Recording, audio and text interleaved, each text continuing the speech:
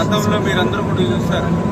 ఆ రోజు 2014, 2019 5 సంవత్సరాల తెలుగుదేశం ప్రభుత్వ పాలనలో మరి ఆ రోజు 5 సంవత్సరాల్లో 7 లక్షల కోట్ల బడ్జెట్ ఉంటే 72,000 కోట్ల రూపాయలు ఆ రోజు ఇరిగేషన్ శాఖకు మేము పెట్టినటువంటి పరిస్థితి.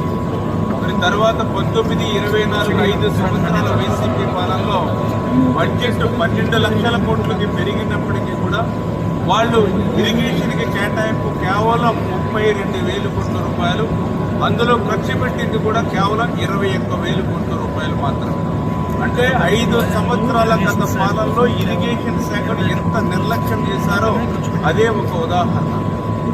కేటాయింపుల మాట నుంచి ఈరోజు మేము అధికారంలోకి వచ్చిన తర్వాత చూస్తే ఒక్క ఇరిగేషన్ శాఖకి 18,000 కోట్ల రూపాయలు బకాయిలు గత ప్రభుత్వం పెట్టినటువంటి పరిస్థితి.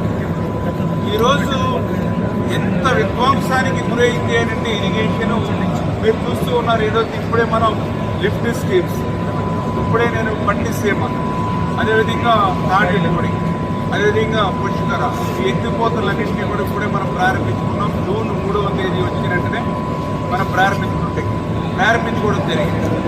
అంటే ఒక ముందు చూపుతోటి, అంటే ఏదైతే మోటార్లు కానీ ఇవన్నీ కూడా మెయింటైన్ చేసుకుని అన్ని రిపేర్లు ఏమంటే వాటిని చేసుకుని ఈవేళ ఇన్ టైంలో అంటే గోదావరి ఫ్లడ్ 14 May+ వచ్చిన వెంటనే ఇమ్మీడియట్లీ మన మోటార్స్ ఆన్ చేసుకునేటువంటి గతంలో మీరు చూశారు.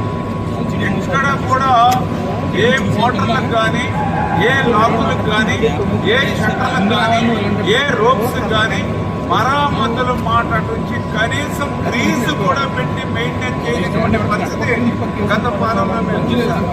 అందుకే ఒక గుంటగమ్మ గేట్లు కొట్టుకుపోయినా, ఒక ఏదైతే అన్నమయ్య ప్రాజెక్టు కొట్టుకుపోయినా, ఒక పులిచింతల గేట్లు కొట్టుకుపోయినా ఆ రోజు 5 సంవత్సరాల విధ్వంస పాలన కళ్ళారా మనం చూసినటువంటి పరిస్థితి.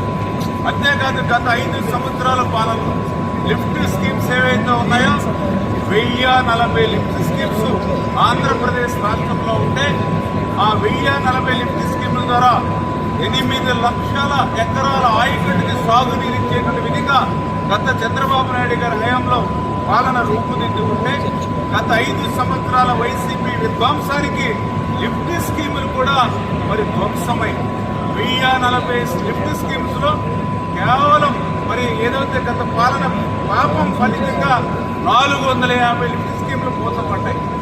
450 లిఫ్ట్ స్కీమ్